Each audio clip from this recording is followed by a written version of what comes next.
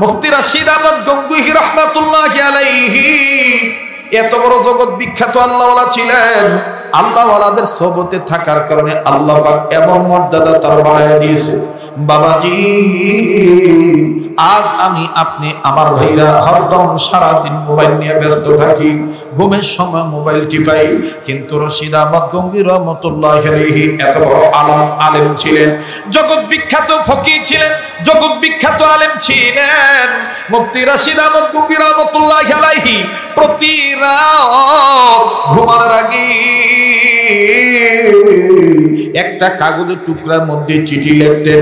যুবক তুমি খেয়াল করে শোনো, আমি তুমি মোবাইল টিপা ঘুমাই, কিন্তু রশিদ আহমদ গঙ্গুহি রাহমাতুল্লাহি আলাইহি প্রতি রাত ঘুমানোর আগে একটা কাগজের টুকরার মধ্যে চিঠি লিখতেন।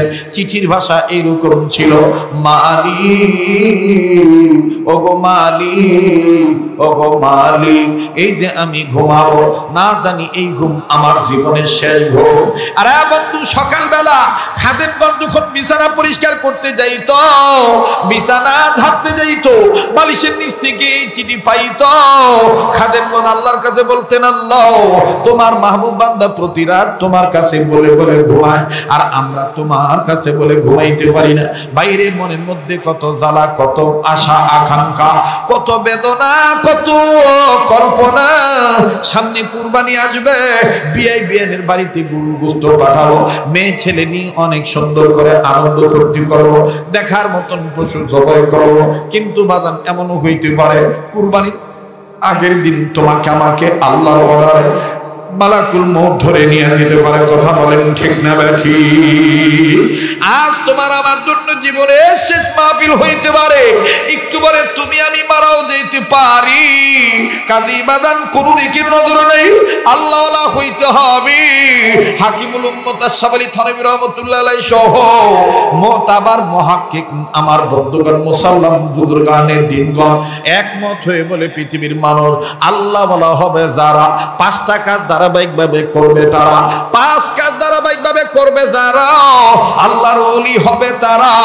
একটু দিলের কান লাগান বাজান, মোবাইল থাকলে মোবাইলের মাধ্যমে অডিও রেকর্ড করে নিয়ে যাবেন, কাগজ কলম পারলে লিখে নোট করে রাখবেন। বাবা আগেই বলেছি, বসবেন খালি হইয়া, উঠে যাইবেন ভরা হইয়া। পাঁচ কাজ ধারাবাহিকভাবে করবে যারা, আল্লাহ পাকের ওলি হবে তারা। আমার বন্ধুগণ, সেই পাঁচ কাজ কোন কাজ? নাম্বার 1 সকল প্রকার গুনাহ থেকে বেঁচে থাকা। নাম্বার 2 আল্লাহর হুকুম ফরজ ইবাদত ঠিক মতন আদায় করা। নাম্বার 3 আল্লাহর হুকুম ওয়াজিব ঠিক মতন আদায় করা। আমি আবারও বলছি, পাঁচ কাজ ধারাবাহিকভাবে করবে যারা, আল্লাহ পাকের ওলি হবে তারা।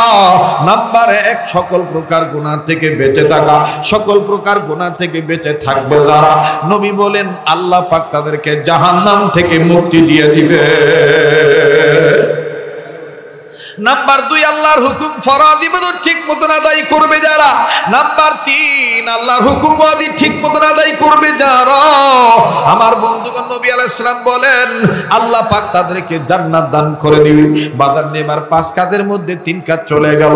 3 কাজের কথা আমি আপনাদের কাছে বললাম। এবার আসেন নাম্বার 4, সুন্নতওয়ালা উম্মত হওয়া।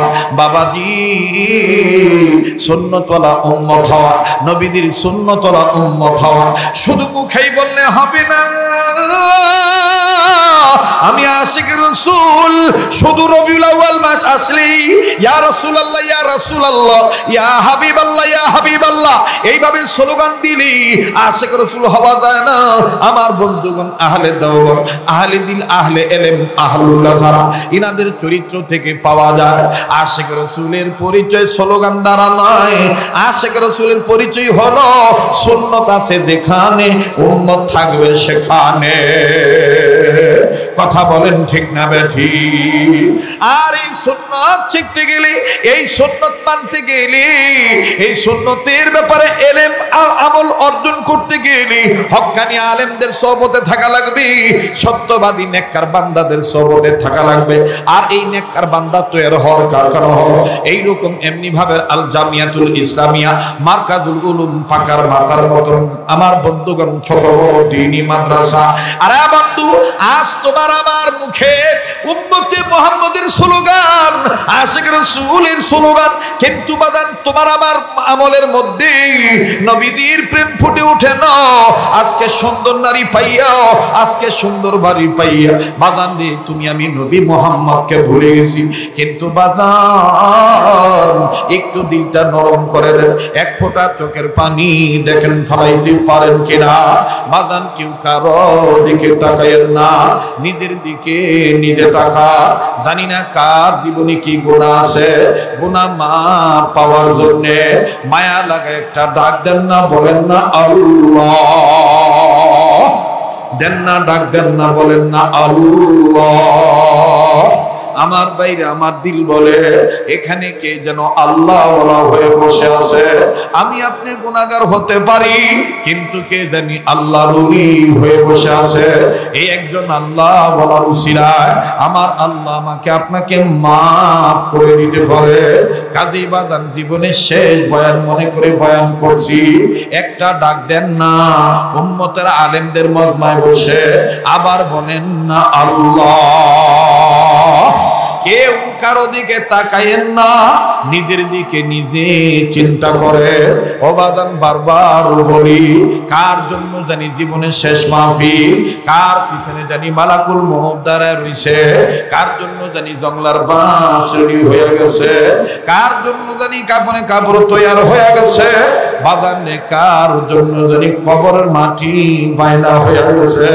কাজী বাজান গুনাহ যদি থেকে থাকে উম্মতের হক্কানি আলেমদের মজমায় বসতে করে আবার দরদ নিয়ে বলেন না আল্লাহ, দেন না দেন না দেন না ডাক দেন না, বলেন না আল্লাহ। যার আল্লাহ বলতে ভালো লাগে বুঝিয়ে নিবেন আমার আল্লাহ আপনাকে মাফ করিয়ে দিবে, আমার আল্লাহ আপনাকে ভালোবাসে। বাজান রে বারবার অনুরোধ করে বলি, কেউ কারো দিকে তাকায়েন না, নিজের দিকে নিজে তাকান। আমার বন্ধুগণ আমার ভাইরা, যেহেতু আপনার কবরে আপনি যাবে, আমার কবরে আমি যাব, যার যার কবরে তার তার জবাব দেওয়া লাগবে। ও জয়পুরহাটের মা বোনেরা, আমি জেনেছি অসংখ্য মা বোন এসেছে। মা গো তোমরা কেন দুনিয়াদার হইয়া কেন বেপরদায় ঘরো? মাগো কেন স্বামীর সাথে ব্যবহার করো?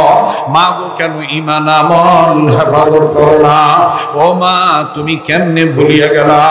মা তুমি কেমন করে ভুলিয়া গেলা যেই বাড়িতে তুমি নতুন কাপড় লাল কাপড় করে ঢুকলা? কত মা বোন, কত নানি শাশুড়ি, কত দাদি শাশুড়ি তোমারে বরণ করে নেওয়ার জন্য চিনি শরবত খাওয়াইল, তোমার কপালে চুমা দিল, কত রং বেরঙের পাখা দিয়া বাতাস করল, কত দামি দামি চেয়ারে বসাইল। ও মা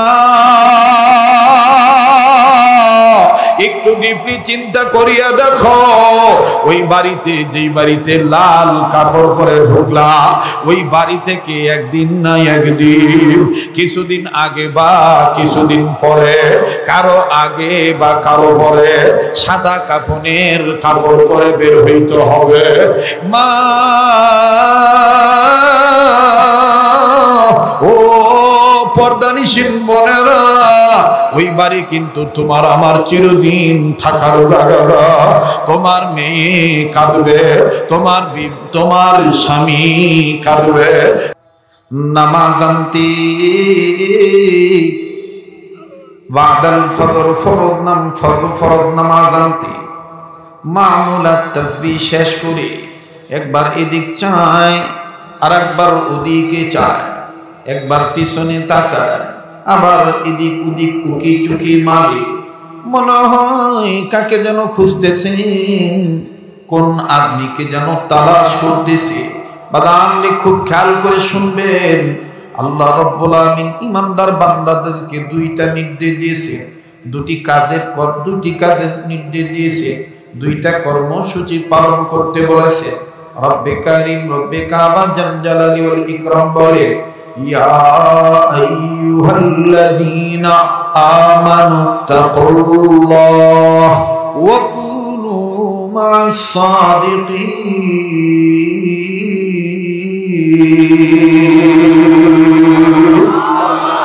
বাহরে দিন ওয়া বাহরে দুনিয়া বাহরো নাম আল্লাহ আল্লাহ করদা বায়াদু আসসালাম। বাহরে দিন ওয়া বাহরে দুনিয়া বাহরো নাম আল্লাহ আল্লাহ করদা বায়াদু আসসালাম। अल्लाह अल्लाह क्या मुबारक नाम है, अल्लाह अल्लाह मोमिनों का गुलामों का मुजाहिदों का आशिकों का काम है। या अय्युहल्लज़ीना आमनु इत्तक़ुल्लाह व कूनू मअस सादिक़ीन।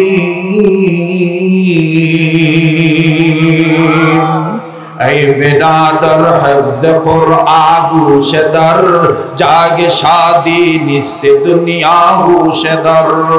ऐ बिरादर हिफ्ज़ कुरआन गूशदर जागे शादी निस्ते दुनिया गूशदर।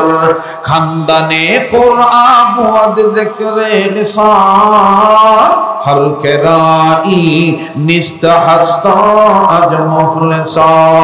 बोलो अव्वल अलिब्बा तान खानी ज़िक्र अंदर सिखदन कई तुआनी। अल्लाहु अकबर बोले। আল্লাহ পাক বলেন, ও ঈমানওয়ালা বান্দা বান্দীগণ, তোমাদেরকে আমি দুইটা কর্মসূচি দিলাম। নাম্বার 1, সকল ক্ষেত্রে আমাকে ভয় করো। নাম্বার 2, ভয় করনেওয়ালা সত্যবাদীদের নেক সহবত অর্জন করো। আল্লাহওয়ালাদের সাথী হয়ে যাও, নেককার বান্দাদের সাথী হয়ে যাও, তাদের সহবতে থাকো। সাইয়্যিদুত তাইয়্যিবা হাজী আমদাদুল্লাহ মুহাজির মক্কি রাহমাতুল্লাহি আলাইহি বলেন, আল্লাহর কোন বান্দা যদি আল্লাহর ওলি হতে চায়, এই আল্লাহওয়ালা ব্যক্তি যদি দুনিয়াওয়ালা ব্যক্তি যদি আল্লাহওয়ালা হতে চায়, তাহলে তাকে দুইটা কর্মসূচি মানতে হবে। আর মানার পূর্বে 1 নাম্বার, সকল ক্ষেত্রে আল্লাহকে ভয় করতে হবে। আর ওই আল্লাহর ভয়ের পাশাপাশি সবকিছুর চাইতে আল্লাহর মহব্বত তার অন্তরে রাখতে হবে। আল্লাহকে ভয় করতে হবে, আল্লাহর মহব্বতও রাখতে হবে। আল্লাহর মহব্বত, আল্লাহর ভয় যদি থাকে, টাকার চাইতে কুরবানির মর্যাদা বেড়ে যাবে। কথা কয় না? যারা বলেন ঠিক কিনা? আমার ভাইরা, কুরবানির সম্পূর্ণ বিষয়টাই হলো আল্লাহর ভয়, আল্লাহর মহব্বত। আল্লাহর ভয়, আল্লাহর মহব্বত। রক্ত আল্লাহর কাছে যায় না, পশম আল্লাহর কাছে যায় না, গোশত আল্লাহর কাছে যায় না। আল্লাহর কাছে কি যায়? আমার আপনার মহব্বত। আল্লাহর মহব্বত, আল্লাহর ভয়। ঠিক কিনা বলেন? মোহতারাম হাজিরিন, লম্বা করার কোনো সুযোগ নাই। তো আল্লাহওয়ালা হইতে গেলে আল্লাহকে ভয় করতে হবে, আল্লাহকে মহব্বত করতে হবে। আর আল্লাহকে যারা ভয় করেছেন, এই আল্লাহওয়ালাদের সহবতে থাকতে হবে। কষ্ট হচ্ছে আপনাদের? কষ্ট হচ্ছে? মুসলমান ভাইরা আমার, এবার সাইয়্যিদুত তাইয়্যিবা হাজী আমদাদুল্লাহ মুহাজির মক্কি রাহমাতুল্লাহি আলাইহি এদিক ওদিক যখন তাকাইতেছেন, বাজান দিয়ে ওনার আপন চাচা, কিন্তু বাজান চাচা বয়সে ছোট, বাতিজা বয়সে বড়। এরকম লোক আছে না? আছে না? চাচা বয়সে ছোট, বাতিজা বয়সে বড়। চাচা ডাক দিয়ে বলতেছেন, বাতিজা আপনি কি দেখতেছেন? কাকে তালাশ করে? খুব খেয়াল করে। মুসলমান বন্ধুরে, বাতিজা হাজী আমদাদুল্লাহ মুহাজির মক্কি রাহমাতুল্লাহি আলাইহি বলেন, চাচা গো, আমি যারে তালাশ করতেছি, আমি একজন গোলামকে তালাশ করতেছি। এই গোলামকে আমি দেখি নাই, একা দেখি নাই, গত রাতে আল্লাহর নবী আমাকে দেখায় গেছে। আমি ভেবেছিলাম আজকে ফজর নামাজের পর ফজর নামাজ একসাথে পড়তে আসবে, নামাজ আনতে তার সাথে আমার মোলাকাত হবে। কিন্তু নাই নাই নাই নাই নাই, ডাইনও নাই, বামেও নাই, কোন দিকে গেল আল্লাহর গোলাম। এবার বাতিজা আমার বন্ধুগণ বাতিজার কথার প্রতি উত্তরে চাচা ডাক দিয়ে বলতেছেন, বাতিজা তুমি বলো না, লোকটার চেহারার বর্ণনা দাও না।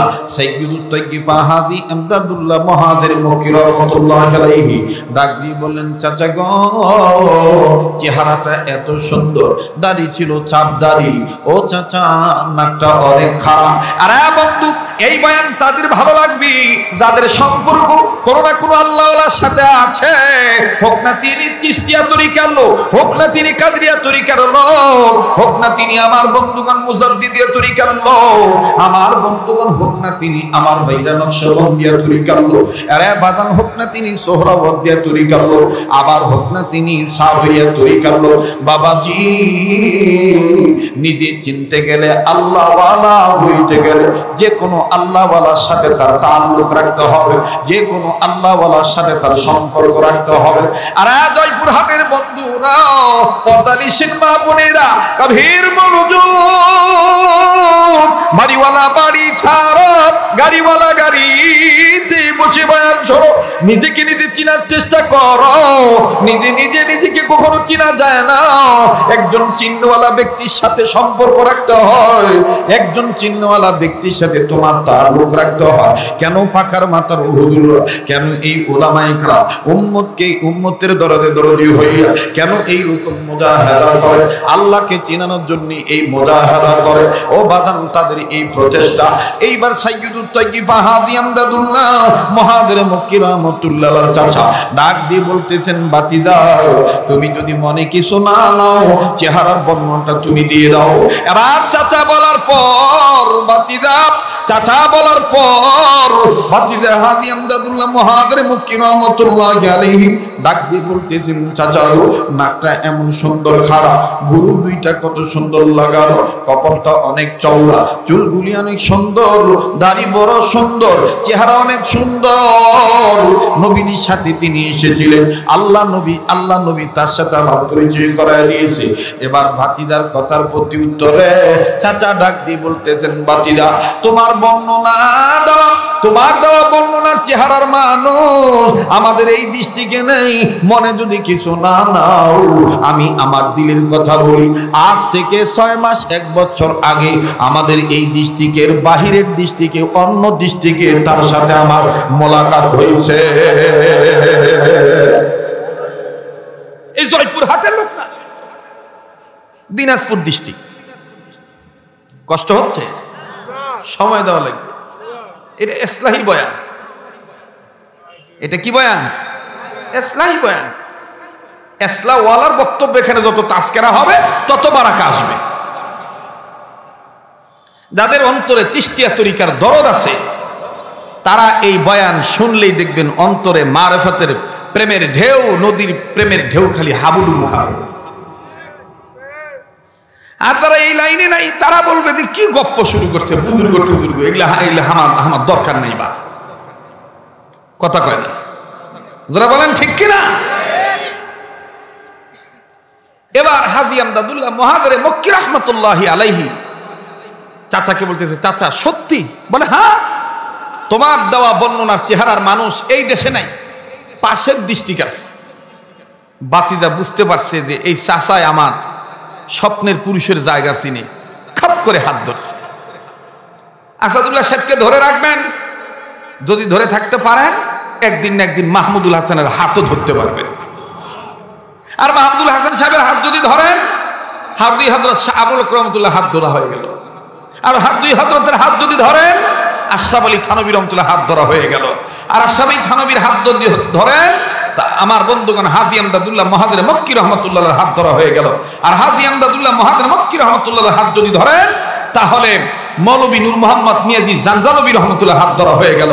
এইভাবে ধরছেন তো ধরছেন, হাসান বুরির হাত, হাসান বসরি রহমতুল্লাহ হাত ধরলেন, হাসান বসরি রহমতুল্লাহ হাত ধরলেন তো ধরলেন, সাইয়েদুনা হযরত আলীর হাত ধরলেন, আলীর হাত ধরলেন তো ধরলেন, বিশ্বনবী মুহাম্মদ রাসূলুল্লাহ সাল্লাল্লাহু আলাইহি ওয়াসাল্লামের হাত ধরা হয়ে গেল। এই লাইনের দাম আছে না নাই? জোরা বলেন আছে না নাই? তো এইবার ভাতিজাকে চাচা ডাক দিয়ে বলতেছেন, চাচা বলার পরে ভাতিজা ডাক দিয়ে বলতেছেন, চাচা আপনাকে আর সারা যায় না, এই মুহূর্তে চলো। স্বপ্নের পুরুষের কাছে জানো, চলে গেছে। যেতে যেতে যেতে যেতে ছোট্ট একটা, আপনাদের অঞ্চলের আঞ্চলিকতা বলে ঝুপড়ি একটা ঘর। কি ঘর? কি ঘর? ঝুপড়ি ঘর। খের দিয়া চাল বানাইছে। একসময় এরকম ঘর ছিল না?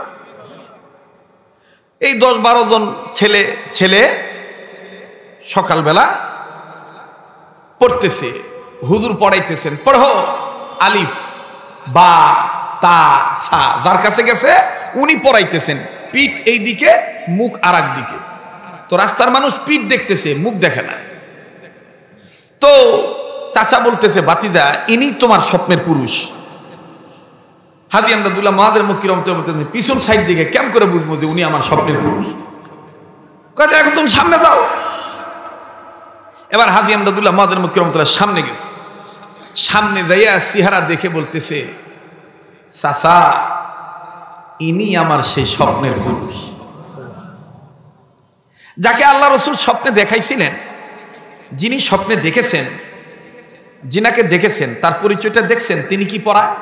আলিফ বা তা সা, নুরানি পড়ায়, মক্তব পড়ায়। আমাদের কওমি মাদ্রাসার বৈশিষ্ট্য, আমাদের আকাবির দেওবন্দের একটা চিন্তা চেতনা, চাহা, মুজাহাদা এটাই যে 68,000 গ্রামে 68,000 মক্তব বানানো। 68,000 মক্তব যদি বানানো হতো, আল্লাহর কসম, দল মত নির্বিশেষে আমার সমাজে, আমার রাষ্ট্রে কশিন কালো আলিফ লাম পর্নেওয়ালাদের গায়ে হাত তো দেওয়া দূরের কথা, হাট্টিমাটিম পর্নেওয়ালাগণ আলিফ লাম মিম ওয়ালাদের দিকে আঙ্গুল উঁচু করে তাকাবার, চোখ মেলে তাকাবার সাহস পেত না। কথা বলেন ঠিক কিনা? যদি 68,000 গ্রামে 68,000 মক্তব বানানো হতো। আজকে আমাদের অন্তরে আলিফ লাম মিমের দরদ নাই, হাট্টিমাটিমের দরদ হয়ে গেছে। এই জন্য আমার বন্ধুগণ, হাট্টিমাটিম ওয়ালারা হাট্টিমাটিম ঘোড়ার ডিমের মতনই আলিফ লাম মিম ওয়ালাদের উপর কখনো অত্যাচার, কখনো অবিচার, কখনো দুরাচার, কখনো ভিন্ন ভিন্ন নির্যাতন, কখনো দেশে হোক বা না হোক, খোদা প্রদত্ত ওলামায়ে কেরামকে যারা কষ্ট দিবে, মাদ্রাসা ওয়ালাদেরকে যারা ব্যবসায়ী বলবে, আলেমদেরকে যারা ইনসাফ করবে, অপেক্ষা করো, সময় এমন একদিন আসবে আলেমদের ছাড়া তোমাদের গতি ঠিক হবে না, রক্ষা পাওয়া যাবে না। আমার ভাইরা, আমার বন্ধুগণ, তো ডাক দিয়ে বলতেছে, চাচা ইনি আমার স্বপ্নের পুরুষ, ইনি আমার স্বপ্নের পুরুষ। এবার খুব খেয়াল করেন, এদিক সেদিক তাকায়েন না, একটু পয়েন্ট হারিয়ে ফেলে আলোচনা বুঝতে ঘাবলা হয়ে যাবে। এবার গেছে সামনে যে আসসালামু আলাইকুম রহমতুল্লাহ, কারি সাহেব হুজুর বলতেছেন, স্বপ্নের পুরুষ বলতেছেন, কে চাতে, কি চাও? হাজী সাহেব রহমতুল্লাহ ডাক দিয়ে বলতেছেন, হযরত আপনার সাথে গত রাত্রে নবীজি সহ মোলাকাত হয়েছে, তা আমি আপনার কাছে বায়াত হইতেছি। কি হইতেছি? কথা কয় না। তো কারি মৌলবী নূর মোহাম্মদ মিয়াজি জামদাবি রহমতুল্লাহ বলতেছেন যে আমার সাথে তোমার সালাম এতটুকুই হয়েছে, আদান প্রদান হয়েছে, কিন্তু গত রাত্রে তো তোমার সাথে আমার বায়াতের কোনো সাবজেক্টের বিষয়ে কথা হয়। হাজী আমদাদুল্লাহ মহাদের মক্কি রহমতুল্লাহ বলতেছেন, স্বপ্নে দেখলাম আমি, ব্যাখ্যায় আগায় দিতেছে কারি সাহেব হুজুর। আল্লাহু আকবার। ভাই, আল্লাহওয়ালাদের ভিতরে চোখ খোলা না বন্ধ? জবান খোলা না বন্ধ?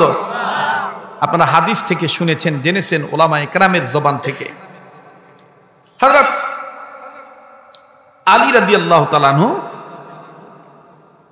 সাহাবায়ে কেরাম রাদিয়াল্লাহু তাআলা আনহু জামাত থেকে ঘটনাটা এরকম পাওয়া যায় যে এক বুড়িমা কিছু খাজুর হাদিয়া নিয়ে আসছে। আমার বন্ধুগণ, হযরত ওমর রাদিয়াল্লাহু তাআলা আনহু খাজুর খেয়েছেন বা নিয়েছেন, দিয়েছেন। তো আল্লাহ রসুল সাল্লাল্লাহু আলাইহি সাল্লাম খেয়েছেন।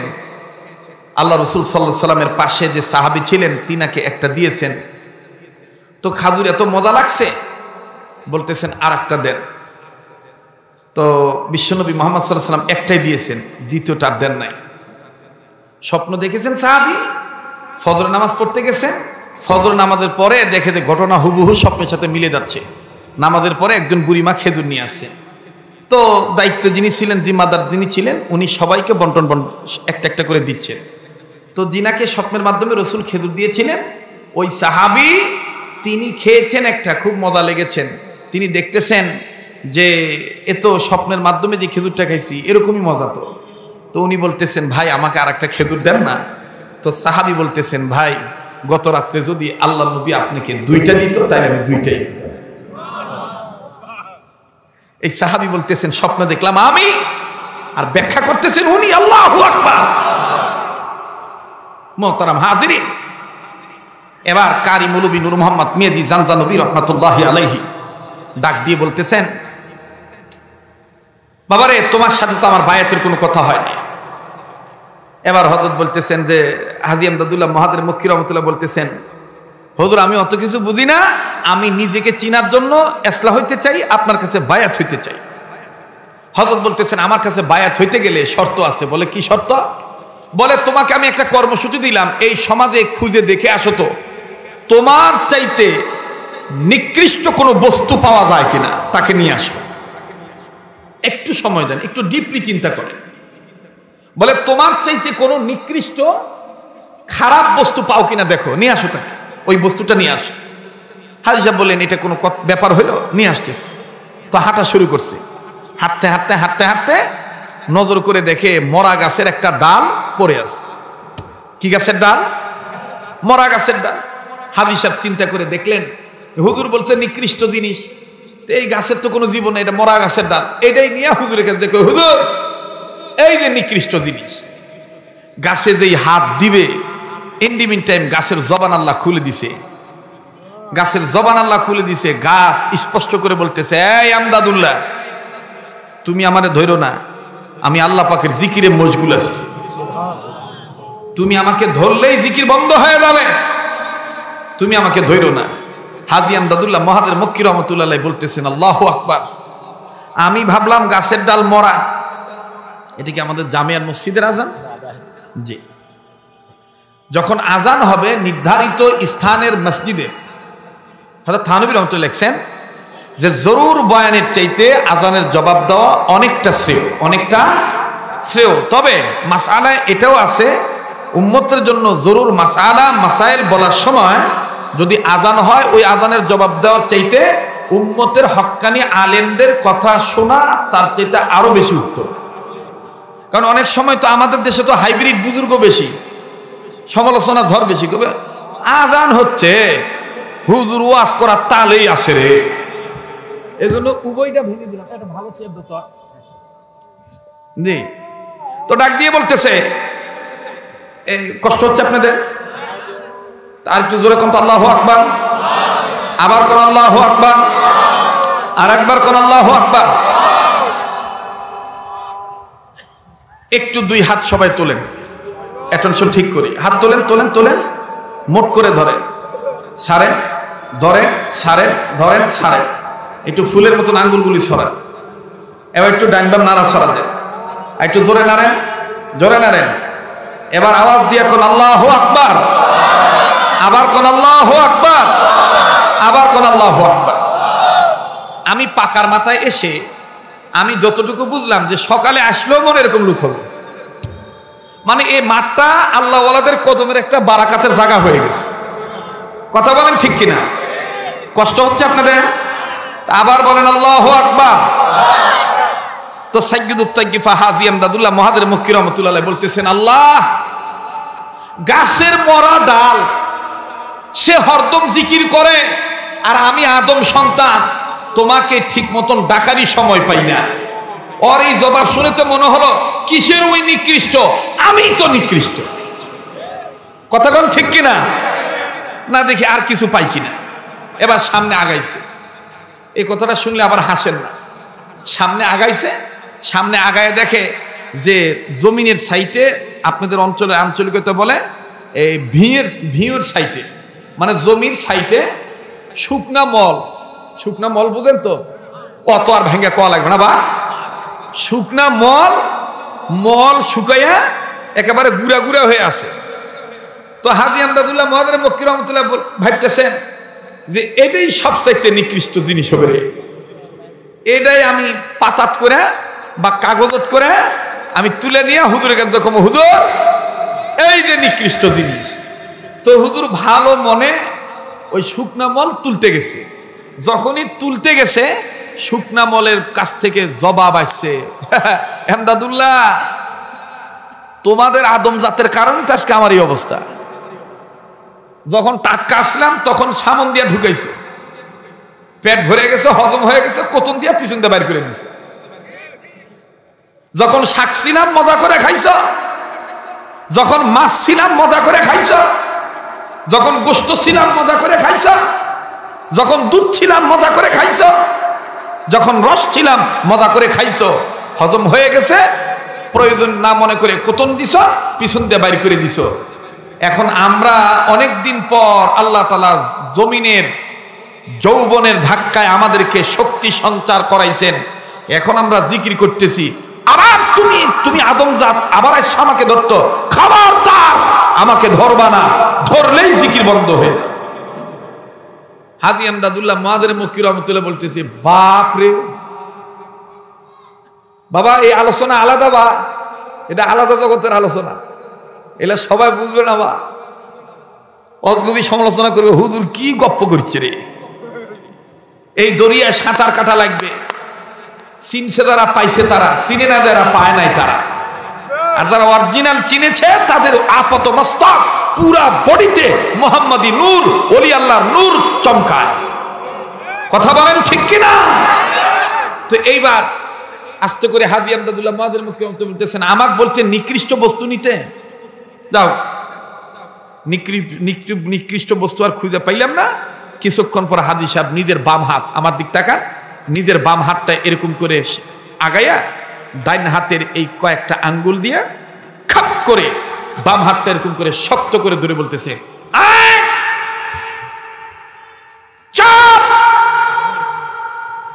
খুঁজিতে খুঁজিতে পেয়েছি তুই সবচাইতে বড় নিকৃষ্ট। মানে নিজেকে বলতেছে যে আমি সবচাইতে বড় নিকৃষ্ট। হাত ধরে, নিজের হাত নিজে টান দিয়ে ধরে নিয়ে হুজুরের কাছে গেছে। হুজুর বলতেছে, কে পাইছো, তালাশ করে পাইছো তোমার চাইতে নিকৃষ্ট বস্তু? হাজী আমদাদুল্লাহ মুহাজির মক্কি রহমতুল্লাহ বলতেছেন, হযরত এই হাজী আমদাদুল্লাহই সবচাইতে বড় নিকৃষ্ট। কারি মৌলভী নূর মোহাম্মদ মিয়াজি জানজারবি রহমতুল্লাহ বলতেছেন, হ্যাঁ তোমাকে বায়াত করানো যায়, কারণ তুমি এতক্ষণে নিজেকে চিনার রাস্তায় এসেছো। আমি অনেক জানি, আমি বড় মোতামিম, আমি বড় সাইকুল হাদিস, আমি অমুক তমক, আমি বড় বক্তা, আমার অনেক জনপ্রিয়তা। আমার ভাইরা এখনো চিনা হয় নাই, এখনো নিজেকে চিনা হয় নাই। কথা বলেন ঠিক কিনা? এ রাস্তাটা যে যত নিজেকে মিটিয়ে দিবে আল্লাহ তার মর্যাদা তত বাড়ায় দিবে। আর এটাই দারুল দেওবন্দের প্রধান উসুল। ভাই জানার মধ্যে কামিয়াবি নাই, মানার মধ্যে কামিয়াবি। কথা বলেন ঠিক কিনা? এই হাজী আমদাদুল্লাহ মুহাজির মক্কি রহমতুল্লাহকে আল্লাহর ওলি বায়াত করাইলেন, তার মর্যাদা আল্লাহ এত বাড়ায় দিলেন। আমার ভাইরা, পুলিশ তাকে গ্রেফতার করতে আসে কিন্তু চোখে দেখে না, সামন দিক দিয়ে ঘোরে আর ডাক দিয়ে কই কই কই কই আসামি কই, অথচ আসামি নামাজেই দাঁড়ায় আছে। 2 মিনিটে বলে দেই, ব্রিটিশরা হযরত সাইয়্যিদুত তাইয়্যিফা হাজী আমদাদুল্লাহ মুহাজির মক্কি রহমতুল্লাহর ব্যাপারে হুলিয়ানামা জারি করলেন, যেখানে পাও সেখানে গ্রেফতার করো। তো মুরিদরা কাছে যে বলল, হুজুর আপনার এখানে থাকা ঠিক হবে না, আপনি তাড়াতাড়ি এখান থেকে আউট হন। হাজী সাহেব চিন্তা করলেন যে আউট তো হওয়া যাবে না, কোনো এক মুরিদের বাসায় যে আশ্রয় নেই, আস্তে আস্তে আমি আল্লাহর সাহায্যে রাস্তা বের করব। এই এলাকা থেকে আর এক এলাকায় গেছে, আর এক মুরিদের বাড়িতে গেছে। যাইয়া উনি সেখানে নামাজ আদায় করতেছেন, জিকির আজগার করতেছেন, তাসবিহ তাহলিল পাঠ করতেছেন। ইতিমধ্যে ব্রিটিশদের গোয়েন্দা খবর পাইছে যে এই এলাকায়, এই বাড়িতে হাজী আমদাদুল্লাহ মুহাজির মক্কি রহমতুল্লাহ আছে। চতুর্দিক থেকে পুলিশ ঘেরাও করছে, মুরিদ টের পাইছে। এখন যার বাড়ি আমার ভাইরা সরকারি নজরে আসামি থাকে, ওই যদি দুধের দোয়া তুলসী পাতা হয়, আসামিক জায়গা দেওয়া মানে প্রশাসন মনে করে উনিও আসামি। কথাটা প্রশাসন মনে করে উনিও আসামি। তো নিজের জীবন বাঁচানোর জন্য হাজী আমদাদুল্লাহ মুহাজির মক্কির কাছে যায়, বলতেছে, হুজুর আপনি তাড়াতাড়ি এখান থেকে চলে গেলেই ভালো হয়, নাহলে বিপদ চতুর্দিক থেকে আসতেছে। পুলিশ ঘেরাও করে ধরছে, হাজী আমদাদুল্লাহ মুহাজির মক্কি রহমাতুল্লাহ বলতেছেন, এত ভয় করো কেন? ভয় রাখো আল্লাহর জন্য। আল্লাহ যদি হেফাজত করে কেউ কোনো ক্ষতি করতে পারবে না। এই কথা বলে হাজী সাহেব বলছে, বাবা তুমি 1 লোটা পানি দাও, আমি ওযু করি, আর জায়নামাজ বিছায়া দাও। পুলিশ যখন আসবে আমি নামাজে দাঁড়াবো, তুমি বাইরে দিয়ে তোমার ঘরের দরজাটা লাগাই দিবা, বাইরে দিয়ে তালাও লাগাই দিবা। পুলিশ যদি এসে বলে খবর পেয়েছি এই ঘরের মধ্যে হাজী আমদাদুল্লাহ আছে, বাবা খবরদার তুমি মিথ্যা বলবা না, তুমি বলবা যে আপনারা তালাশ করে দেখেন আছে কি নাই, আমি ওদিকে যাব না। কথা দেখছেন?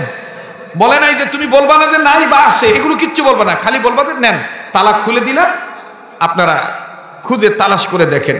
তো হাজী সাহেবের এই ভক্ত 1 লোটা পানি দিয়ে সুন্দর করে হাজী সাহেব ওযু করছে, ওযু করে জায়নামাজে দাঁড়াইছে, বাইরে দিয়া তালাও লাগাই দিছে।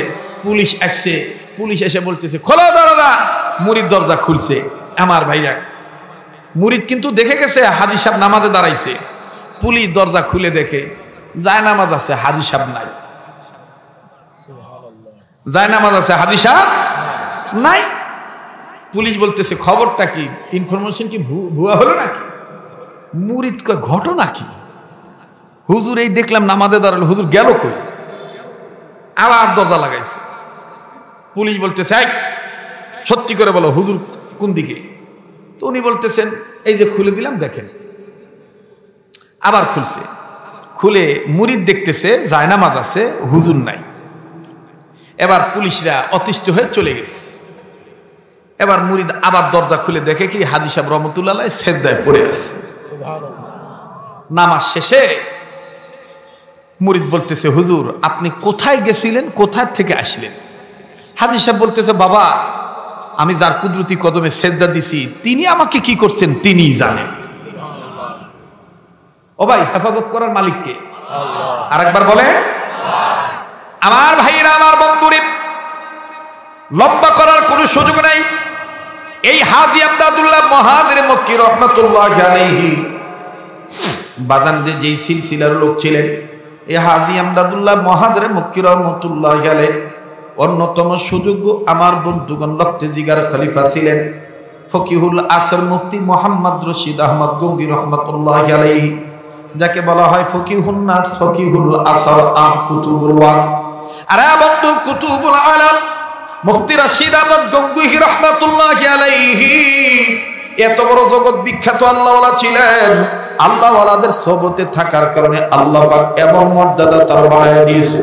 বাবাজি আজ আমি আপনি আমার ভাইরা হরদম সারাদিন মোবাইল নিয়ে ব্যস্ত থাকি, ঘুমের সময় মোবাইল টিপাই, কিন্তু রশিদ আহমদ গঙ্গী রহমাতুল্লাহি আলাইহি এত বড় আলেম ছিলেন, জগৎ বিখ্যাত ফকিহ ছিলেন, জগৎ বিখ্যাত আলেম ছিলেন। মুফতি রশিদ আহমদ গঙ্গী রহমাতুল্লাহি আলাইহি প্রতি রাত ঘুমানোর আগে একটা কাগজের টুকরার মধ্যে চিঠি লিখতেন। যুবক তুমি খেয়াল করে শোনো, আমি তুমি মোবাইল টিপা ঘুমাই, কিন্তু রশিদ আহমদ গঙ্গী রহমাতুল্লাহি আলাইহি প্রতি রাত ঘুমানোর আগে একটা কাগজের টুকরার মধ্যে চিঠি লিখতেন। চিঠির ভাষা এইরকম ছিল, মালিক ওগো মালিক, ওগো মালিক, এই যে আমি ঘুমাবো না জানি এই ঘুম আমার জীবনের শেষ ঘুম। আরে বন্ধু সকালবেলা খাদেমগণ যখন বিছানা পরিষ্কার করতে যাইতো, বিছানা ঝাড়তে যাইতো, বালিশের নিচ থেকে এই চিঠি পাইতো। খাদেমগণ আল্লাহর কাছে বলতেন আল্লাহ তোমার মাহবুব বান্দা প্রতি রাত তোমার কাছে বলে বলে ঘুমায়, আর আমরা তোমার কাছে বলে ঘুমাইতে পারি না। বাইরে মনের মধ্যে কত জ্বালা, কত আশা আকাঙ্ক্ষা, কত বেদনা, কত কল্পনা। সামনে কুরবানি আসবে, বিআইবিএনের বাড়িতে গরু গোশত পাঠাবো, মেয়ে ছেলে নিয়ে অনেক সুন্দর করে আনন্দ ফুর্তি করবো, দেখার মতন পশু জবাই করবো। কিন্তু বাজান এমনও হইতে পারে কুরবানির আগের দিন তোমাকে আমাকে আল্লাহর অর্ডারে মালাকুল মউত ধরে নিয়ে যেতে পারে। কথা বলেন ঠিক না ব্যাঠি? আজ তোমার আমার জন্য জীবনের শেষ মাহফিল হইতে পারে, একটু পরে তুমি আমি মারাও যেতে পারি। কাজী বাদান কোন দিকে নজর নেই, আল্লাহওয়ালা হইতে হবে। হাকিমুল উম্মত আশরাফ আলী থানভী রাহমাতুল্লাহ আলাইহি সহ মুতাবার মুহাক্কিক আমার বন্ধুগণ মুসাল্লাম বুজুর্গানে দিনগণ একমত হয়ে বলে পৃথিবীর মানুষ আল্লাহওয়ালা হবে যারা 5টা কাজ ধারাবাহিকভাবে করবে, তারা 5 কাজ ধারাবাহিকভাবে করবে যারা আল্লাহর ওলি হবে তারা। একটু দিলের কান লাগান বাজান, মোবাইল থাকলে মোবাইলের মাধ্যমে অডিও রেকর্ড করে নিয়ে যাবেন, কাগজ কলম পারলে লিখে নোট করে রাখবেন। বাবা আগেই বলেছি বসবেন খালি হইয়া, উঠে যাইবেন ভরা হইয়া। 5 কাজ ধারাবাহিকভাবে করবে যারা আল্লাহ পাকের ওলি হবে তারা। আমার বন্ধুগণ সেই 5 কাজ কোন কাজ? নাম্বার 1 সকল প্রকার গুনাহ থেকে বেঁচে থাকা, নাম্বার 2 আল্লাহর হুকুম ফরজ ইবাদত ঠিক মতন আদায় করা, নাম্বার 3 আল্লাহর হুকুম ওয়াজিব ঠিক মতন আদায় করা। আমি আবারও বলছি 5 কাজ ধারাবাহিকভাবে করবে যারা আল্লাহ পাকের ওলি হবে তারা। নাম্বার 1 সকল প্রকার গুনাহ থেকে বেঁচে থাকা, সকল প্রকার গুনাহ থেকে বেঁচে থাকবে যারা নবী বলেন আল্লাহ পাক তাদেরকে জাহান্নাম থেকে মুক্তি দিয়ে দিবে। নাম্বার 2 আল্লাহর হুকুম ফরজ ইবাদত ঠিক মতন আদায় করবে যারা। নাম্বার 3 আল্লাহর হুকুম ওয়াজিব ঠিক মতন আদায় করবে যারা। আমার বন্ধুগণ নবী আলাইহিস সালাম বলেন আল্লাহ পাক তাদেরকে জান্নাত দান করে দিবে। বাজার নেবার 5 কাজের মধ্যে 3 কাজ চলে গেল, 3 কাজের কথা আমি আপনাদের কাছে বললাম। এবার আসেন নাম্বার 4 সুন্নতওয়ালা উম্মত হওয়া। বাবাজি সুন্নতওয়ালা উম্মত হওয়া, নবীজির সুন্নতওয়ালা উম্মত হওয়া। শুধু মুখেই বললে হবে না আমি আশিক রাসূল, শুধু রবিউল আউয়াল মাস আসলেই ইয়া রাসূলুল্লাহ ইয়া রাসূলুল্লাহ ইয়া হাবিবাল্লাহ ইয়া হাবিবাল্লাহ এইভাবে স্লোগান দিলি আশিক রাসূল হওয়া যায় না। আমার বন্ধুগণ আহলে দাওয়াত, আহলে দিল, আহলে ইলম, আহলুল্লাহ যারা ইনাদের চরিত্র থেকে পাওয়া যায়। আশিক রাসূলের পরিচয় স্লোগান দ্বারা নয়, আশিক রাসূলের পরিচয় হলো সুন্নাত আছে যেখানে উম্মত থাকবে সেখানে। কথা বলেন ঠিক না বেঠি? আর এই সুন্নাত শিখতে গেলে, এই সুন্নাত মানতে গেলে, এই সুন্নতের ব্যাপারে ইলম আর আমল অর্জন করতে গেলে হক্কানি আলেমদের সোহবতে থাকা লাগবে, সত্যবাদী নেককার বান্দাদের সোহবতে থাকা লাগবে। আর এই নেককার বান্দা তৈরি হওয়ার কারখানা হলো এইরকম এমনি ভাবে আল জামিয়াতুল ইসলামিয়া, মারকাজুল উলুম, পাকার মাথার মতন আমার বন্ধুগণ ছোট বড় দ্বীনি মাদ্রাসা। আরে বন্ধু আজ তোমার আমার মুখে উম্মতে মুহাম্মদের স্লোগান, আশিক রাসূলের স্লোগান, কিন্তু বাদান তোমার আমার আমলের মধ্যে নবীজির প্রেম ফুটে ওঠে না। আজকে সুন্দর নারী পাইয়া, আজকে সুন্দর বাড়ি পাইয়া বাজান রে তুমি আমি নবী মুহাম্মদকে ভুলে গেছি। কিন্তু বাজান একটু দিলটা নরম করে দেন, 1 ফোঁটা চোখের পানি দেখেন ফলাইতে পারেন কিনা। বাজান কেউ কারো দিকে তাকায়েন না, নিজের দিকে নিজে তাকা। জানি না কার জীবনে কি গুনাহ আছে, গুনাহ মাফ পাওয়ার জন্য মায়া লাগা একটা ডাক দেন না, বলেন না আল্লাহ, দেন না ডাক দেন না, বলেন না আল্লাহ। আমার বাইরে আমার দিল বলে এখানে কে যেন আল্লাহ ওয়ালা হয়ে বসে আছে। আমি আপনি গুনাহগার হতে পারি, কিন্তু কে জানি আল্লাহর ওলি হয়ে বসে আছে। এই একজন আল্লাহ ওয়ালার উসিলায় আমার আল্লাহ আমাকে আপনাকে মাফ করে দিতে পারে। কাজী বাজান জীবনের শেষ বয়ান মনে করে বয়ান করছি, একটা ডাক দেন না উম্মতের আলেমদের মজমায় বসে, আবার বলেন না আল্লাহ। কেউ কারো দিকে তাকায়েন না, নিজের দিকে নিজে চিন্তা করে। ও বাজান বারবার বলি কার জন্য জানি জীবনের শেষ মাহফিল, কার পিছনে জানি মালাকুল মউত দাঁড়ায় রইছে, কার জন্য জানি জংলার বাঁশ রেডি হয়ে গেছে, কার জন্য জানি কাপড়ে কাপড় তৈয়ার হয়ে গেছে। বাজান রে কার জন্য জানি কবরের মাটি বায়না হয়ে গেছে। কাজী বাজান গুনাহ যদি থেকে থাকে উম্মতের হক্কানি আলেমদের মজমায় বসতে করে আবার দরদ নিয়ে বলেন না আল্লাহ। দেন না, দেন না, দেন না, ডাক দেন না, বলেন না আল্লাহ। যার আল্লাহ বলতে ভালো লাগে বুঝিয়ে নিবেন আমার আল্লাহ আপনাকে মাফ করিয়ে দিবে, আমার আল্লাহ আপনাকে ভালোবাসে। বাজান রে, বারবার অনুরোধ করে বলি, কেউ কারো দিকে তাকায়েন না, নিজের দিকে নিজে তাকান।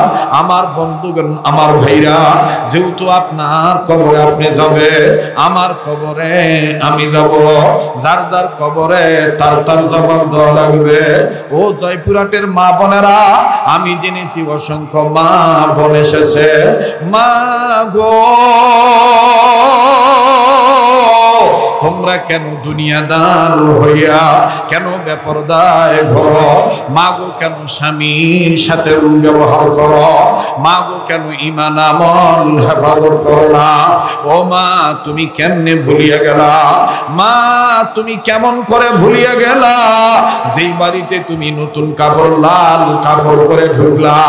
কত মা বোন, কত নানি শাশুড়ি, কত দাদি শাশুড়ি তোমারে বরণ করে নেওয়ার জন্যে চিনি শরবত খাওয়াইল, তোমার কপালে চুমা দিল, কত রং বেরঙের পাখা দিয়া বাতাস করল, কত দামি দামি চেয়ারে বসাইল। ও মা, একটু ডিপলি চিন্তা করিয়া দেখো, ওই বাড়িতে, যেই বাড়িতে লাল কাপড় পরে ঢুকলা, ওই বাড়ি থেকে একদিন না একদিন, কিছুদিন আগে বা কিছুদিন পরে, কারো আগে বা কারো পরে সাদা কাফনের কাপড় পরে বের হইতে হবে। মা, ও পর্দানিসীন বোনেরা, ওই বাড়ি কিন্তু তোমার আমার চিরদিন থাকার জায়গা না। তোমার মেয়ে কাঁদবে, তোমার স্বামী কাঁদবে, তোমার ভাই, তোমার বাবা কাঁদবে। বাজান রে, আমি ছোট্ট আকারে একটা কথা বলিয়া দেই। এই তো কয়েক মাস আগের ঘটনা। আমারই একজন নির্ধারিত মুসল্লি বাজান রে খুব মহব্বত করতে, ওনার মা এখনো বেঁচে আছে।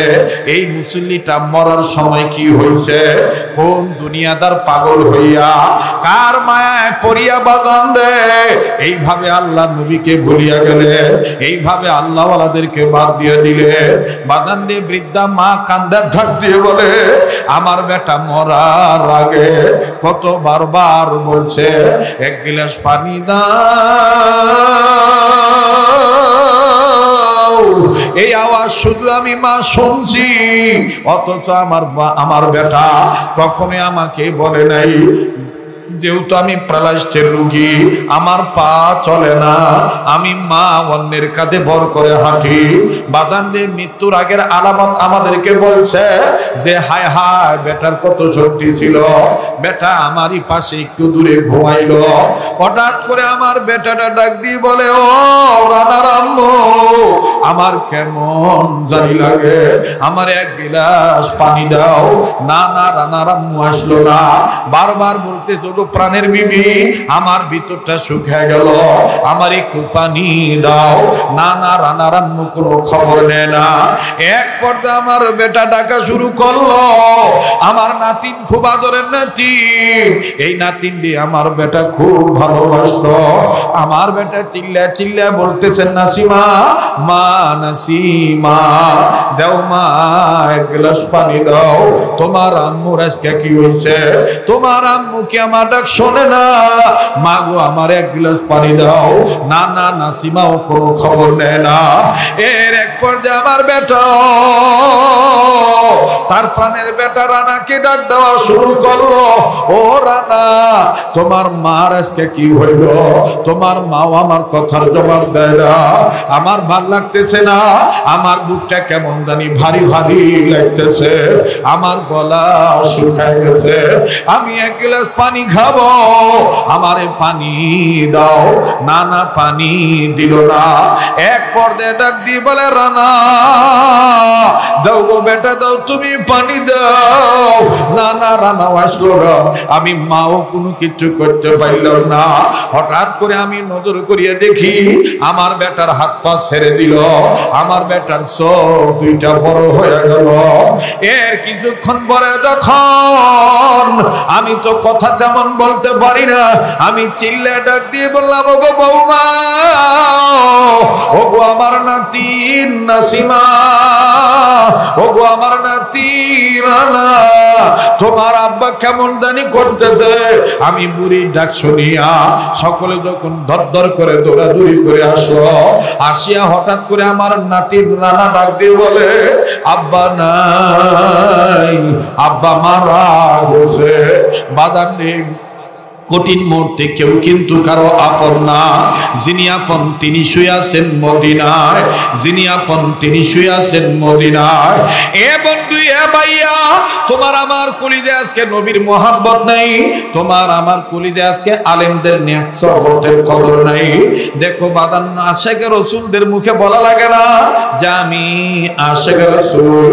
আজকে তুমি আমি নারীরা স্বামী পাইয়া ভুলিয়া গেছি আল্লাহকে, আর স্বামীরা বউ পাইয়া আল্লাহকে ভুলে গেছি। অথচ কিতাব প্রমাণ করে হাদিসে পাওয়া যায় নবীর একজন প্রিয় সাহাবী আমার বন্ধুরে বিবি ব্যবহার করছে। দেখেন তো দিলটা নরম হয় কিনা, এক ফোঁটা চোখের পানি ফালাইতে পারেন কিনা।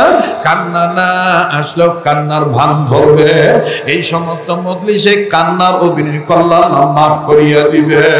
এক ফোঁটা চোখের পানি মাছির মাথার পরিমাণ আনতে পারেন কিনা। নাও যদি আসে কান্নার অভিনয় করলে আল্লাহ মাফ করিয়া দিবে। আর বন্ধু, সাহাবী বিবি ব্যবহার করেছে, সাহাবীর উপরে গোসল ফরজ হয়ে গেছে। ফরজ গোসল করার জন্য পানির কাছে গেছে। আমার বন্ধুরে পানি ধরবে, গোসল করবে, মুখের মধ্যে পানি নিয়েছে, কুলি করবে। ঠিক ইন দি মিন টাইম কে জানি রাস্তা দিয়া যায়, আর ডেকে ডেকে বলে, নবী মুহাম্মদ দুনিয়ায় না। কাফেররা নবীকে বিদায় করে দিছে, আমার নবীকে শেষ করে দিছে। কুতিলা মুহাম্মাদুন, নবী মুহাম্মদ দুনিয়ায় নাই। এই সাহাবী মুখ থেকে পানি ঠেলে দিলেন। আমার বন্ধুরে আর পানির কাছে একটু সময় দাঁড়াইলেন না, দ্রুত গতিতে নাপাক শরীর নিয়ে বিবির কাছে আসলেন।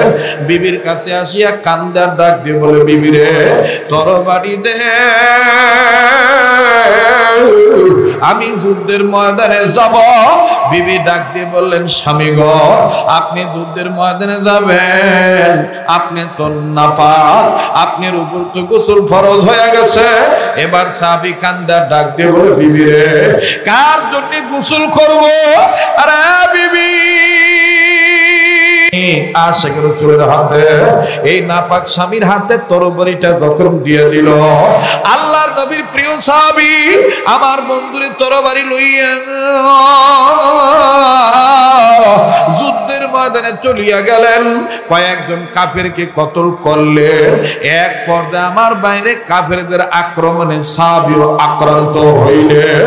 এই সাহাবীও শহীদ হইয়া গেল। যুদ্ধ যখন শেষ হইয়া গেল, আল্লাহর নবী সাহাবীদেরকে ডাক দিয়ে বললেন, আরে সাহাবীরা, আমি নবী বলিয়া দিলাম, আল্লাহকে মহব্বত করিয়া, আল্লাহকে ভয় করিয়া, যারা আল্লাহর ভয়ে,